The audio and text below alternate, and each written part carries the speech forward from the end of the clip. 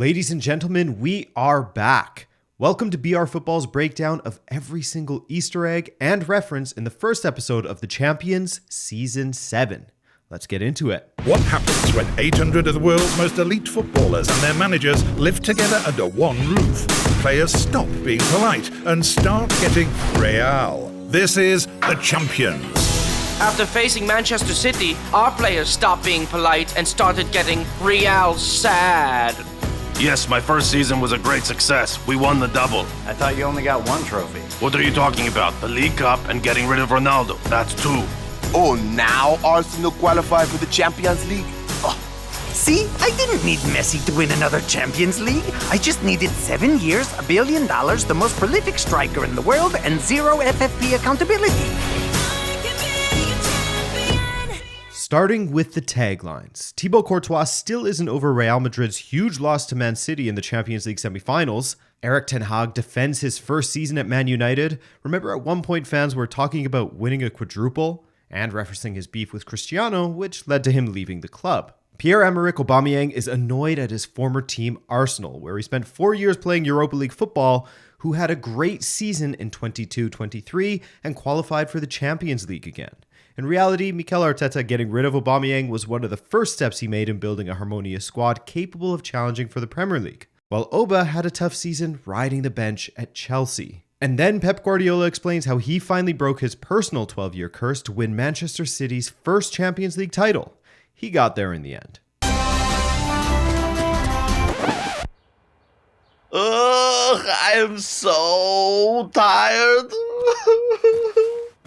So first, congratulations are in order for Man City, who won a historic treble this season. And then it's quickly forgotten about because in reality, a lot of football fans quickly brushed over City's success due to their sheer dominance in the last few years. It's becoming easier to ignore. Instead, time to celebrate a break. After a jam-packed season with a World Cup meant the 22-23 season started earlier. In fact, there hasn't been much downtime for footballers in the last few years. What with the Euros and Copa America in summer 2021, and the season continuing into summer because of COVID in 2020. No surprise, 37-year-old Luka Modric needs a rest, although you wouldn't know it from his performances in the last couple of years.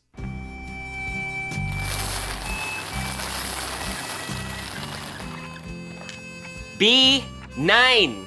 Present. That's not how you play the ooh-wee. Does anyone else have it ringing in their ear? It's non-stop, you know, like a ref's whistle.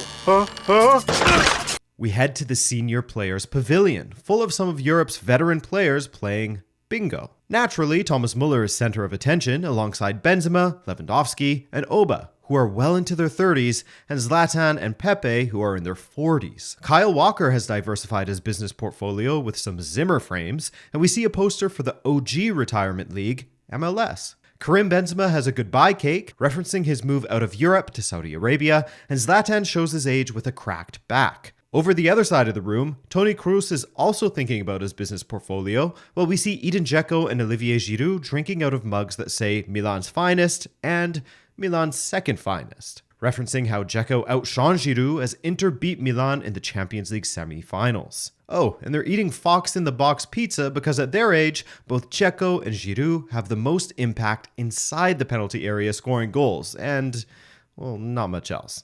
Unsurprisingly, Sergio Ramos can't stop hearing a ref's whistle, and Manuel Neuer falls off his skis, a reference to his skiing accident which kept him out of the second half of the 22-23 season. Sorry guys, I go to take this. I'm trying to find a new bench to sit on. Huh, why is Ronaldo calling me? He called me too. I didn't answer. Same. Poor guy.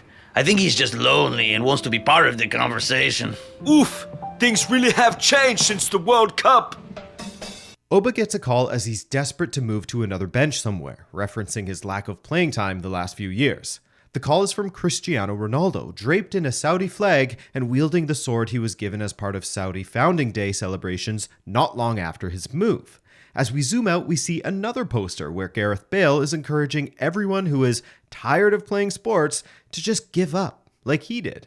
Now he spends his time with his one true love, golf. They all talk about how things changed after the World Cup. Ronaldo was knocked out and moved to Saudi Arabia, while Messi effectively ended the GOAT debate by leading Argentina to a memorable title. Speaking of Messi,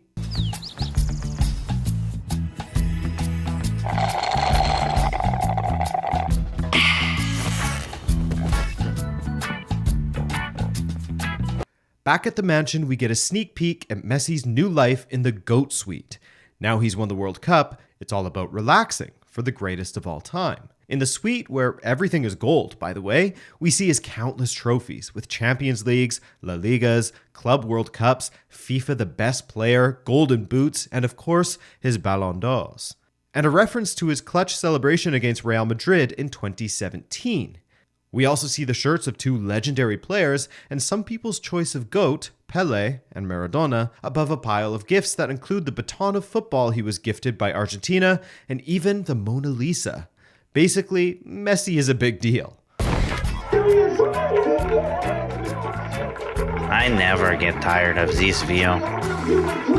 Messi opens his window to a crush of Argentina fans, and Salt Bae, who has a knack of worming his way into football situations, including the World Cup final, where he was criticized for how persistent he was with Messi. This is pretty much what happens to Messi everywhere he goes, from his holidays in the United States to the fans back home in Argentina. But it's cool, he's won a World Cup now, he doesn't mind. Leo, you've won everything you could possibly win. How are you feeling about your big move to the ML? Shh.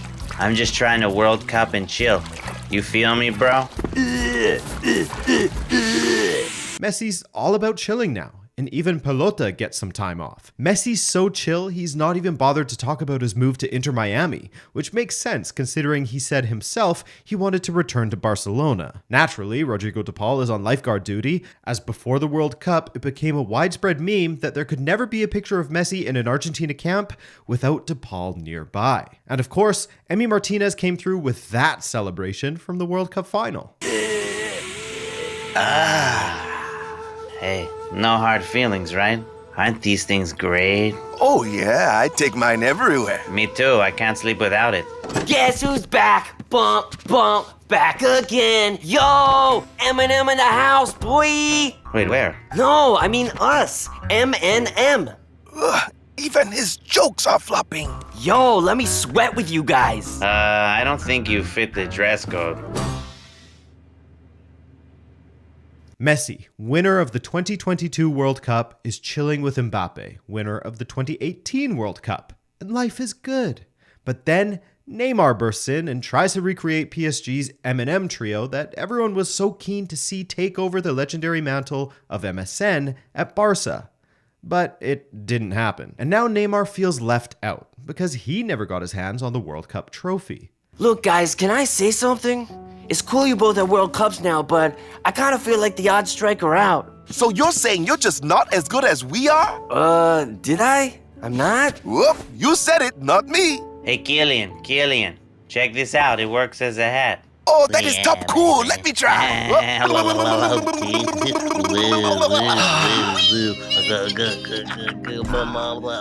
More misery for Neymar, who gets faced with the fact that he just wasn't quite at Messi and Mbappe's level. He spent a lot of last season injured, even though his numbers for PSG were really strong, and Messi and Mbappe did strike up a bit of a partnership in his absence. Now, with Messi winning a World Cup and leaving, the trio really is over.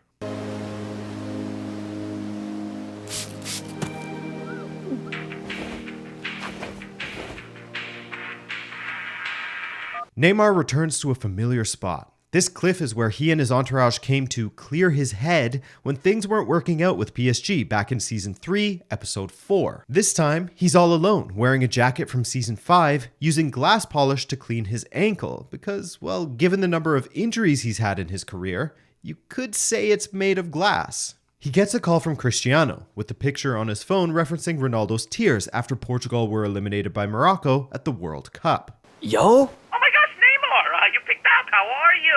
I've been thinking about you so much. Why? We barely know each other. Classic Neymar. You're hilarious. Hey, I was just thinking, what if you came to visit me in Saudi Arabia? We could play a match, pad our stats. But I'm injured. Honestly, it doesn't matter. Here they let you just stand on the pitch and collect money. It's great. Yo, that sounds dope. Let me pick up my sister and I'll be right over. Ronaldo's convincing Neymar to come to Saudi Arabia, and he references the lack of quality in that league by saying it doesn't even matter if Neymar is injured. You can get money for just turning up. And of course, Neymar's never one to leave his sister out of the equation. Excellent. I'm looking forwards to it. Yes, somebody likes me, man. Soon the mansion will be all mine.